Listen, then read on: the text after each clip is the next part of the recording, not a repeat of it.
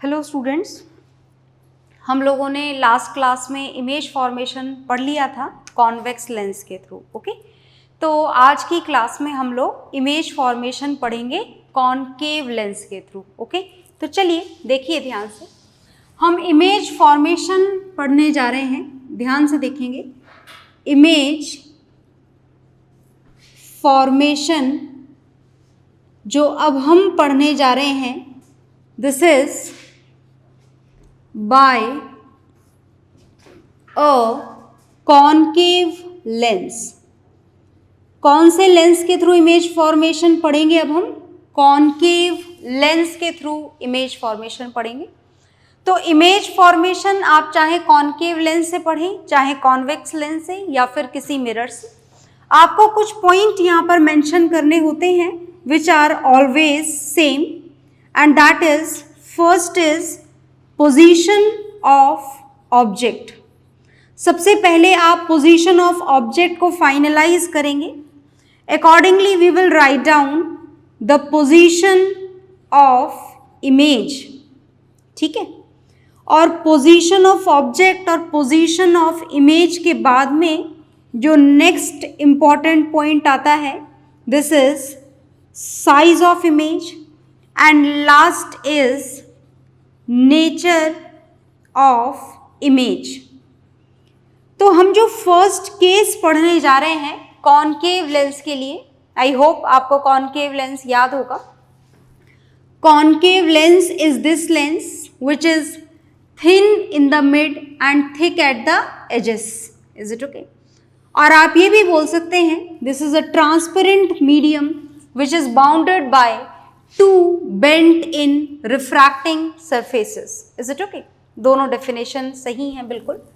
And this is the line which is its principal axis passing through a point optical center and perpendicular to both of the refracting surfaces। Okay? जैसा कि आपको पता है कि इसके दो focus होते हैं, तो चलिए हम यहाँ लिख लेते हैं। फोकस दो क्यों होते हैं लेंसेज के? कारण आपको याद होना चाहिए। कारण है कि ये ट्रांसपेरेंट मीडियम है, इसके लेफ्ट हैंड साइड में भी ऑब्जेक्ट रखा जा सकता है और राइट हैंड साइड में भी। तो ये कॉनकेव लेंस है, जिधर ऑब्जेक्ट वही वाला फोकस आपको कंसीडर करना होता है। Is it okay? वो उसका मेन फोकस होता है। अगर यहाँ से इंसिडेंट रे आ रही है तो ये वाला फोकस, और अगर यहाँ से इंसिडेंट रे आ रही है तो ये वाला फोकस। Is it okay? तो इन द फर्स्ट केस हम जो ऑब्जेक्ट की पोजीशन यहाँ पर मेंशन करना जा रहे हैं, this is here object is kept at infinity. कहाँ पर रखा हुआ है हमने ऑब्जेक्ट? इन्फिनिटी पर। इन्फिनिटी का मतलब आई होप आपको याद होगा, ऑब्जेक्ट इन्फिनिटी का मतलब सन और मून के पास हो ऐसा ज़रूरी नहीं है। कॉनकेव लेंस की फोकल लेंथ से अगर 10 टाइम्स ज़्यादा भी कोई दूर ऑब्जेक्ट रखा है तो उसे भी आप एट इन्फिनिटी ही कंसीडर करते हैं। ठीक है, तो पोजीशन ऑफ ऑब्जेक्ट क्या है यहाँ पर? At infinity. आपको इमेज बनानी है ऐसे ऑब्जेक्ट की जो इन्फिनिटी पर प्रेजेंट है, मतलब आपको दो रेज बनानी होंगी, incident rays which are coming from the object, and as the object is at infinity, so the rays which are coming from it must be parallel to each other. Okay, तो हम जो parallel to each other बनाएंगे उसमें हम एक बात का और ध्यान रखेंगे कि ये जो रेज हैं ये आपस में पैरेलल होने के साथ साथ प्रिंसिपल एक्सिस के भी पैरेलल हों, क्योंकि हमें इसके लिए रूल पता है, rule of image formation by convex lens. Is it okay? तो देखिएगा हमें क्या रूल पता है। रूल बिल्कुल सेम होते हैं, जैसे कॉनकेव लेंस के होते हैं वैसे ही कॉन्वेक्स के होते हैं। याद है आपको, any light ray which is parallel to principal axis. क्या ये लाइट रे फोकस से पास होगी इस वाले से? नहीं, ये कॉनकेव लेंस एक डाइवर्जिंग लेंस है। कैसा लेंस है? डाइवर्जिंग। और डाइवर्जिंग होने के कारण ये लाइट रे जो पैरेलल है प्रिंसिपल एक्सिस के, ये रियलिटी में फोकस से पास नहीं होती है। तो फिर क्या होता है? तो ऐसा होता है कि it appears to be coming from the focus. असली में फोकस से नहीं आती है, हमें ऐसा फील होता है कि लाइट रे कहाँ से आ रही है? फोकस से आ रही है। आ गई बात समझ में? तो this is a light ray which is parallel to principal axis. After refraction it appears to be coming from the focus. Is it okay? तो यही रूल है इसका, याद रखना है आपको. Second light ray, this is also parallel to principal axis. What would happen after refraction? After refraction it also appears to pass through focus. ये भी हमको कैसा फील होता है कि ये भी कहाँ से आ रही है? फोकस से. पर याद रखिएगा कॉनकेव लेंस में लाइट रे जो प्रिंसिपल एक्सिस के पैरेलल है वो रियलिटी में फोकस से पास नहीं होती है. ऐसा हमें सिर्फ अपीयर ही होता है कि लाइट रे कहाँ से आ रही है? फोकस से आ रही है. Is it okay? तो आपको फाइनली इन दो इंसिडेंट रेज की दो रिफ्रैक्टेड रेज मिल चुकी हैं. देखिए फर्स्ट रिफ्रैक्टेड रे एंड सेकेंड रिफ्रैक्टेड रे, ये जहां पर भी मिलेंगी किसका फॉर्मेशन हो जाएगा? इमेज का. तो देखिए ये आगे जाकर के तो कहीं मिलेंगी ही नहीं, as it they are diverging from each other, they goes away from each other. तो जब असली में नहीं मिलती हैं लाइट रेज, रियल मीटिंग नहीं होती है लाइट रेज की, तो हमें लाइट रेज की कौन सी मीटिंग करानी होती है? Virtual meeting. तो ये रही फर्स्ट रिफ्रैक्टेड रे and this is second refracted रे. आगे जाकर तो मिलेंगी नहीं, तो हमने इनको पीछे ले जा करके मिला दिया और ये कहाँ मिल गई है? फोकस पर. ओके तो पोजीशन ऑफ इमेज हम यहाँ पर क्या मेंशन करेंगे? पोजीशन ऑफ इमेज हम मेंशन करेंगे एट फोकस. ये हमने लिख दिया position of image at principal focus. Size of image हमें कैसा दिख रहा है? बहुत ही छोटा, पॉइंट साइज्ड. तो आप चाहें तो पॉइंट साइज्ड लिखें और आप चाहें तो ज़्यादा बेहतर होगा कि आप हाईली डिमिनिश्ड इमेज लिखें. यहाँ पर क्या लिखेंगे हम? यहाँ पर हाईली डिमिनिश्ड, बहुत ज़्यादा छोटी. किससे छोटी? ऑब्जेक्ट से बहुत ज़्यादा छोटी. Is it okay?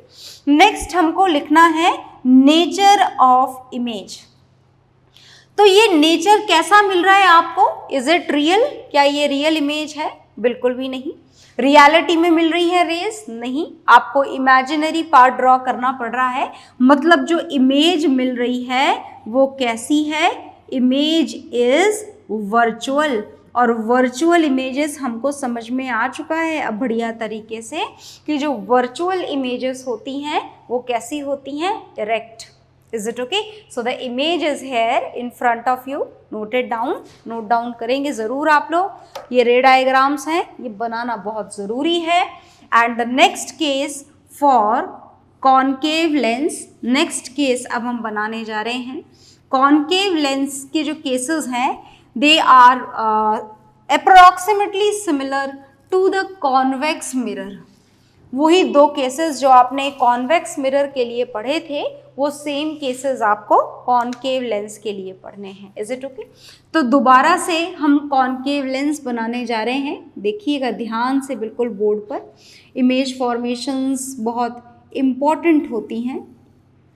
तो this is our concave lens. मैं बार बार डेफिनेशन रिपीट करती हूँ so that it should be learned. हो जानी चाहिए आपको सुनते सुनते ही याद. This is optical centre. Is it okay? है ना? याद है ना? Optical centre, a point, centre point of the lens through which light ray moves without any deviation. Is it okay? चलिए आगे देखते हैं. ये आपने लिया फोकस और ये आपने लिया twice of F. Is it okay? Next इसके दो फोकस होते हैं हमें पता है. तो ये F dash and this is another focus, not another focus, this is twice of focus, so it is 2f dash. okay? आगे देखिए. पोजीशन ऑफ ऑब्जेक्ट जो हमें यहाँ पर लेनी है वो कौन सी लेनी है? Position of object is that the object should be kept between optical centre and infinity. Object आपको कहाँ पर रखना है? ऑब्जेक्ट हमको रखना है ऑप्टिकल सेंटर और इन्फिनिटी के बीच में. ऑप्टिकल सेंटर, और जैसे अपन हर बार ही लेफ्ट साइड रख रहे हैं object, but don't get confused, this is a lens, object can be kept left hand side as well as towards this right hand side, जहां मर्जी आए आप रख सकते हैं, ठीक है। चलिए, तो हमने ऑब्जेक्ट कहां पर रखा है? Between optical centre and infinity. मतलब ऐसे नहीं रखना क्या कि beyond 2f, at 2f, between f and 2f, at f, between optical centre and f, नहीं, ऐसे नहीं रखना। तो पहली बात तो ये कि ऐसे क्यों नहीं रखना, कॉन्वेक्स लेंस में तो रखा था, कॉनकेव में क्यों नहीं रखा जा रहा? तो देखो जी, बात ऐसी है कि आप जहां मर्जी आए वहां रख दो। Is it okay? आ रही है बात समझ में? इधर रखो, इधर रखो, इधर रखो, इधर रखो या इधर रखो, बहुत दूर नहीं जाना है। बहुत दूर जाते ही तो फिर इन्फिनिटी वाला केस आ जाएगा, है ना। तो बहुत दूर तो नहीं जाना है, पर अगर आप यहाँ यहाँ यहाँ यहाँ या यहाँ रखते हैं तो ऐसा ऑब्जर्व किया गया कि कॉनकेव लेंस में हर केसेस के लिए सिमिलर इमेज मिलती है। तो हमने फाइनली उन सारे ही केसेस को एक ही साथ कंबाइन कर दिया और ऑब्जेक्ट को कहां पर रख दिया? Between optical centre and infinity. तो अब आपकी मर्जी है जहां भी रखना चाहें। मैंने f और 2f के बीच में रखा है, तो आप इसे देखकर कंफ्यूज ना हो कि आप भी f और 2f के बीच में रखें, ऐसा जरूरी नहीं है। आपकी मर्जी आए तो एट 2f रखना, आपकी जहां मर्जी आए वहां रखिएगा। Is it okay? बस इस लाइन पर ही रखना, बहुत दूर मत रख देना, वरना इन्फिनिटी वाला केस हो जाएगा। Is it okay?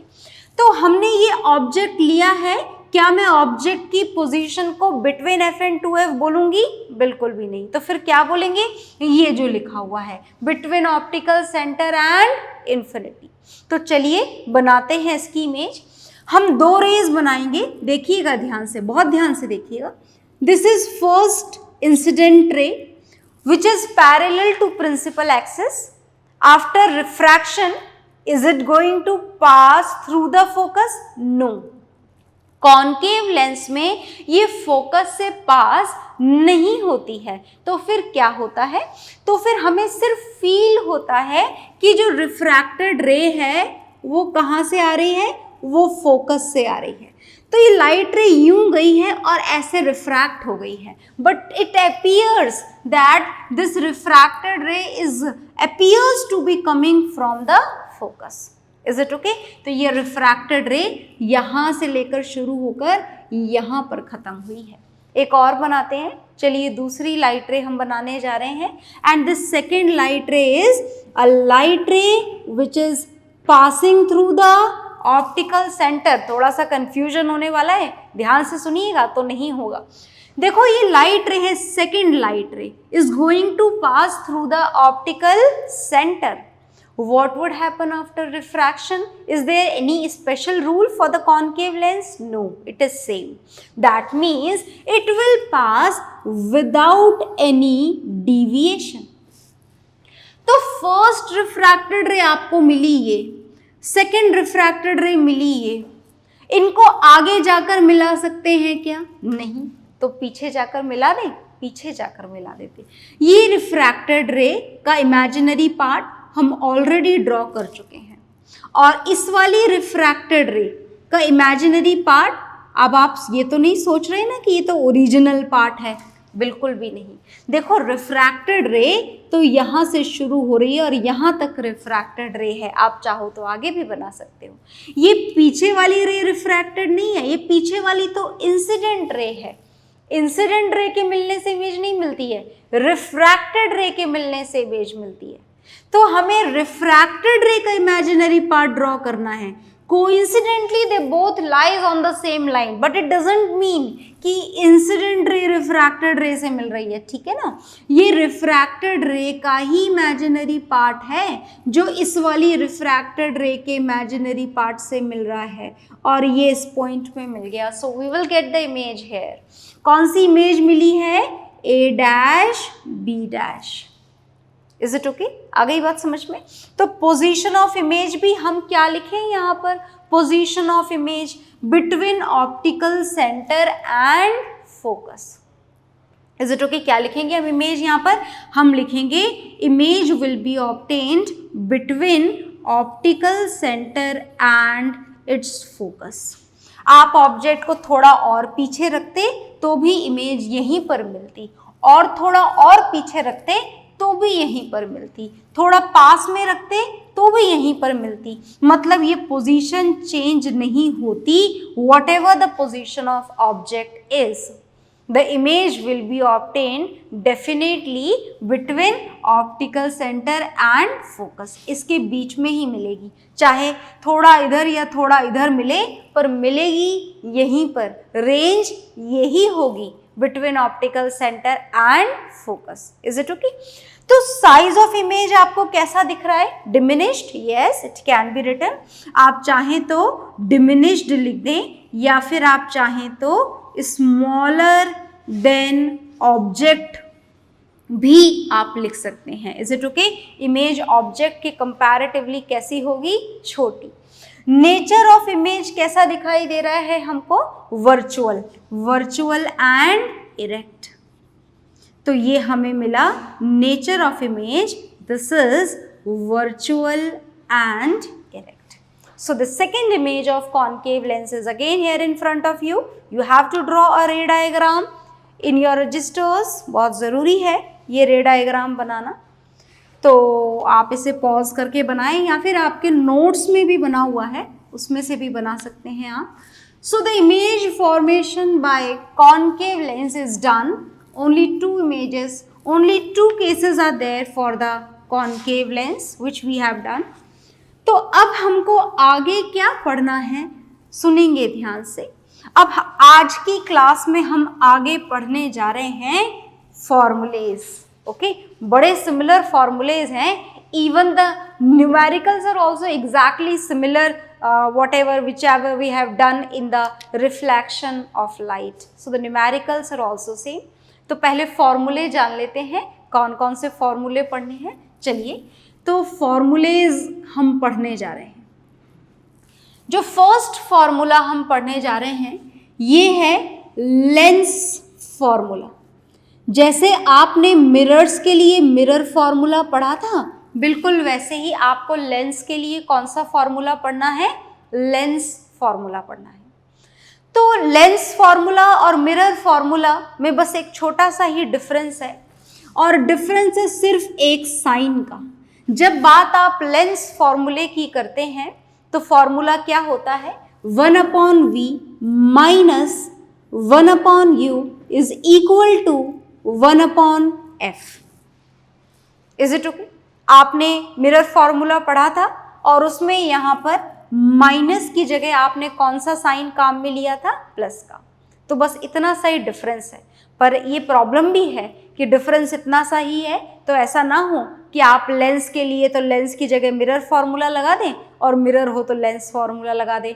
तो ये गलती आप मत करिएगा, ध्यान रखिएगा। दिस इज लेंस, एंड अगर इसके बीच में प्लस लगा दिया जाए then it changes into mirror formula. We यहाँ पर क्या है? बिल्कुल वही जो आपने वहाँ पढ़ा था। V is defined as image distance, distance of image from the pole, नहीं, distance of image from the optical center, is it okay? Similarly, U is object distance। object distance is, समझ गए होगे आप, object distance is the distance of object from the optical center, is it okay? And small f is focal length। समझ गए ना? focal length पहले भी जान चुके हैं हम। distance of principal focus from the optical center, is it okay? तो ये आपके सामने लेंस फॉर्मूला लिखा गया है। यूज बिल्कुल वैसे ही करना है जैसे आपने मिरर फॉर्मूला काम में लिया था। ओके, सेकंड जो फॉर्मूला आपको यहाँ पर जानना है, this is magnification. Magnification is exactly same whatever we have done in the cases of mirror. Magnification is defined as the ratio of height of image to the height of object, height of image to the height of object. Is it okay? मतलब magnification is denoted by small m and height of image is similarly as is done in the case of mirror, similarly denoted by the symbol h dash, and height of object is denoted by the symbol h. Is it okay? तो एक तो formula है ये, क्या यहाँ पर भी एक और फॉर्मूला है मैग्निफिकेशन का? Yes, one more is there.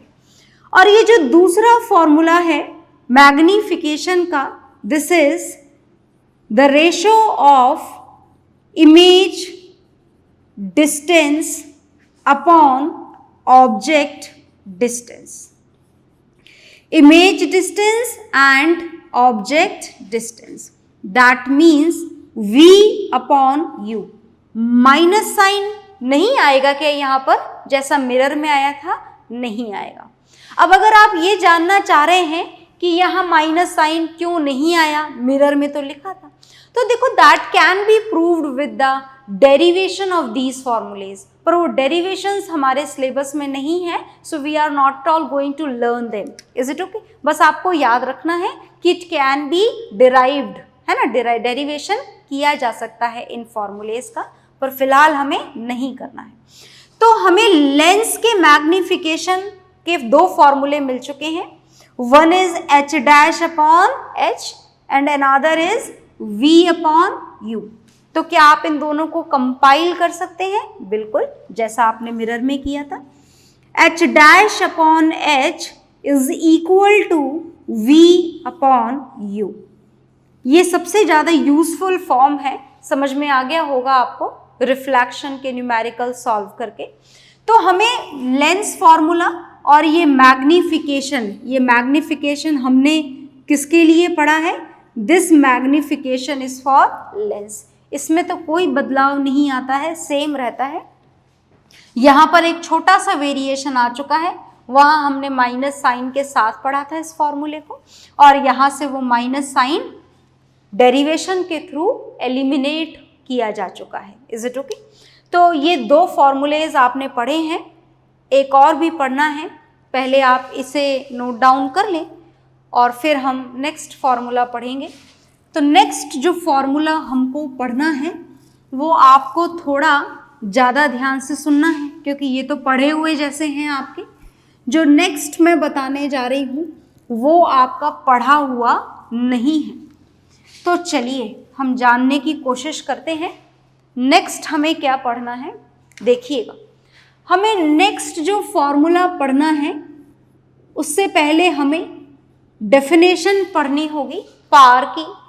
किसकी पावर पढ़नी है आपको? Power of a lens. अब लेंस की पावर को कैसे डिफाइन करते हैं, कैसे डिनोट करते हैं? देखिएगा, लेंस की पावर को हम डिनोट करते हैं by the symbol capital P. और डिफाइन कैसे करते हैं? डेफिनेशन भी देखिएगा. This power of a lens is defined as the reciprocal of its focal length. ठीक है, तो ये है पावर की सिंपल सी डेफिनेशन. पर डेफिनेशन हमारी फिजिक्स में ऐसे कंप्लीट नहीं होती है, हमें फॉर्मूला लिखना होता है, SI यूनिट भी लिखनी होती है. तो बहुत ध्यान से देखेंगे, पावर का जो फॉर्मूला है लिखा हुआ है, डेफिनेशन के थ्रू ही लिखा जाता है इसका फॉर्मूला. पावर का फॉर्मूला है रेसिप्रोकल ऑफ फोकल लेंथ. तो हमने लिख दिया फॉर्मूला, बड़ा सिंपल सा आपके सामने, P is equal to 1/f. बस एक बात याद रखिएगा कि जब हम पावर के फॉर्मूले को काम में लेंगे तो फोकल लेंथ आपको बिल्कुल अच्छी तरीके से याद रख के किसमें कन्वर्ट कर देनी है? मीटर में. Focal length should be used in metres. Metres में ही आपको फोकल लेंथ काम में लेनी है. Is it okay? क्योंकि अगर आप पावर की SI यूनिट जानना चाहें तो पार की एसआई यूनिट होती है 1/मीटर, और 1/मीटर को आप लिख सकते हैं मीटर इनवर्स। समझ में आ गया ना, मीटर इनवर्स क्यों लिखा? ये मीटर की पार यहाँ पर डिनोमिनेटर में कितनी है? 1। तो अगर यही पार न्यूमरेटर में चली जाएगी तो पॉजिटिव से कन्वर्ट हो जाएगी नेगेटिव साइन में। आ गया समझ में? ठीक है। पर इस मीटर इनवर्स का एक हमने नया नाम ले रखा है, नया नाम दे रखा है इसको, this is dioptre. So metre inverse can be written as dioptre. Okay, तो याद रखिएगा, whenever we calculate the power of a lens, that should be done in diopter, and for that focal length should be used in meters. तो अगर आप normal numerical कर रहे हैं तो सेंटीमीटर है तो सेंटीमीटर में ही करते रहें, कोई दिक्कत नहीं है। पर अगर पावर से रिलेटेड क्वेश्चन आए तो उस बात को भूलेंगे नहीं कि फोकल लेंथ अगर सेंटीमीटर में गिवन है, then first convert it into meters, then find out the power in diopter. Is it okay? This diopter is denoted by the symbol capital D. Okay?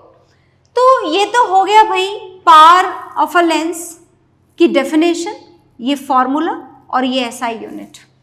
अब हमें जो एक बात और जाननी है वो सुनिएगा ध्यान से। ये तो सिंगल लेंस की पावर आपने पढ़ी, भाई पार सिंगल लेंस की ही हो ऐसा जरूरी तो नहीं है। अगर आपको पार की कैलकुलेशन करनी हो तो that can be done for a combination of lens. Power of a combination of lens. अगर आपके पास में एक लेंस ना हो, लेंसेस के कॉम्बिनेशन हो, इज इट ओके? जैसे आपने लिया, मान लीजिए ये आपने लिया एक कॉन्वेक्स लेंस और ये साइमल्टेनियसली साथ में आपने इसी के साथ में फिक्स कर दिया एक कॉनकेव लेंस, तो दो लेंस ऐड हो चुके हैं। Is it okay? मान लीजिए इनमें से इसकी पार है P1 और इसकी पार है P2, और अब अगर आपसे बोला जाए कि इस कॉम्बिनेशन की टोटल पार कैलकुलेट करो, तो टोटल पार कैसे कैलकुलेट की जाएगी? बहुत ही आसान है, बहुत ही ध्यान से सुनना।